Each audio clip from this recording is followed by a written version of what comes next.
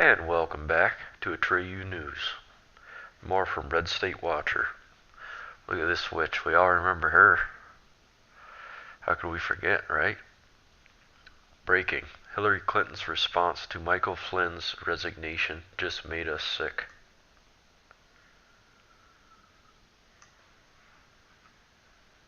From Philip Raines.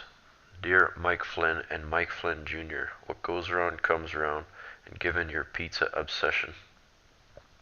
I imagine they're talking about Pizzagate, which actually is real.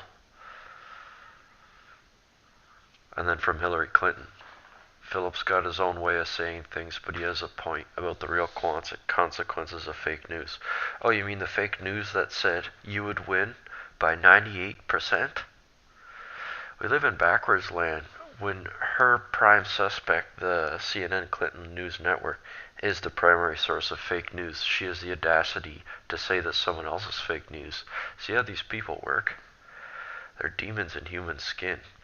But as we can tell from stuff like this and what the media currently tends to do to Trump, even though he won everything, bringing back jobs, putting good people into office, and they still attack him, that means only one thing, that this fight has just begun.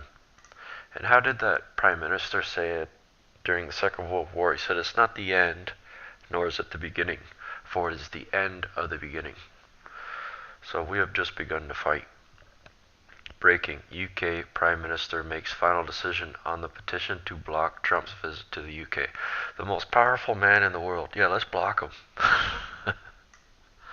ABC News reported, British Prime Minister Theresa May formally rejected on Tuesday an online petition that called for President Trump to be barred from making an official state visit to the UK. In its official response to the petition, the UK's Foreign and Commonwealth Office said it recognized the strong views of the people who signed the petition, but added that Trump should be extended the full courtesy of a state visit. Oh, you're damn right. Most powerful man in the world that could help the UK. You're not going to ban that guy from this country. That's basically what she's saying.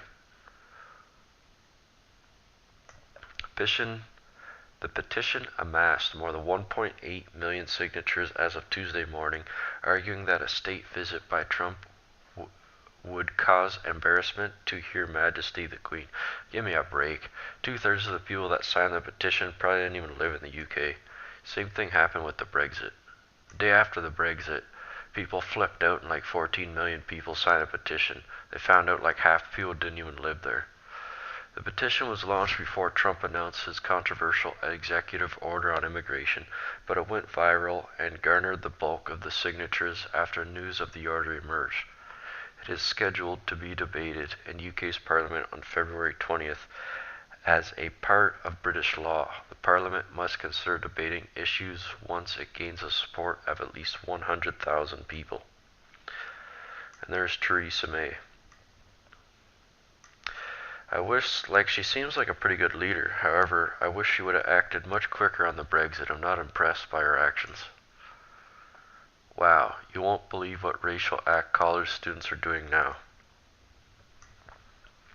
Students at Elizabethtown College this month are wearing pins in the shape of a puzzle piece to remind them of white privilege. Students at Elizabethtown Colleges. Okay, yeah. The campaign was launched over the weekend by Elizabethtown College Democrats. Well, that figures. Who say it aims to make students at the small and private liberal arts college in Pennsylvania more introspective. There, I got it. Introspective about issue of race, especially in their predominantly white region of Lancaster County. Discussions about race are often perceived as being only open to people of color, but I think it's just important for white people to partake in conversation about race. Oh, first they don't want us there, then they want us there, and they don't want us there, then they want us there. They demonize us because we don't show up, then they demonize us because we showed up. It's complete psychosis and hypocrisy of the left. I just said white people are continually allowing for societal systems of oppression to occur unless they work against it. The white puzzle piece pin represents racial struggle of all sorts. Oh, there's racial struggle involved, of course. There's definitely racial struggle involved. And I'd say at least half the people look just like this piece here. The white people, the forgotten people. That's why Trump won. These people never understand that they're digging themselves their own grave. So keep it up. I'm sure next time they'll just take dog shit, put pins through it, and wear that and call it white privilege. Report: Michael Flynn resigns on his own. I certainly was shocked by this. Told Flynn resigned on his own. Trump did not fire him. Trump was going to give him more time before deciding for senior White House official. Well, I guess leaking the Russian information. Well, I guess Michael Flynn told someone in Russia that sanctions might have a good chance of being lifted. I'm not sure if that's true or not, but then when Michael Flynn comes out and resigns like this, I'm kind of inclined to believe it is.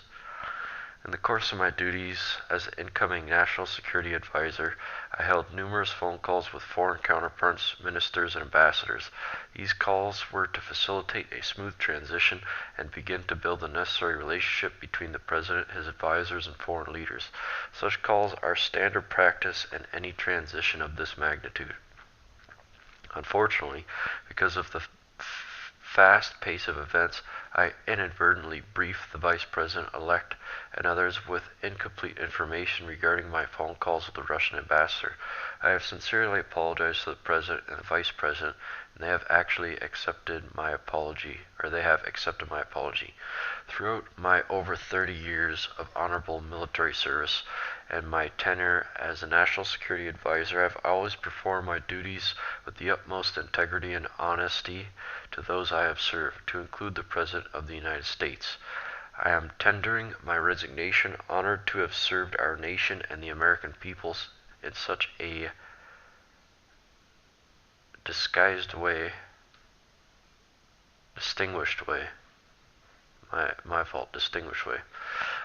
I am also extremely honored to have served President Trump, who in just 3 weeks has reoriented American foreign policy in fundamental ways to restore America's leadership position in the world.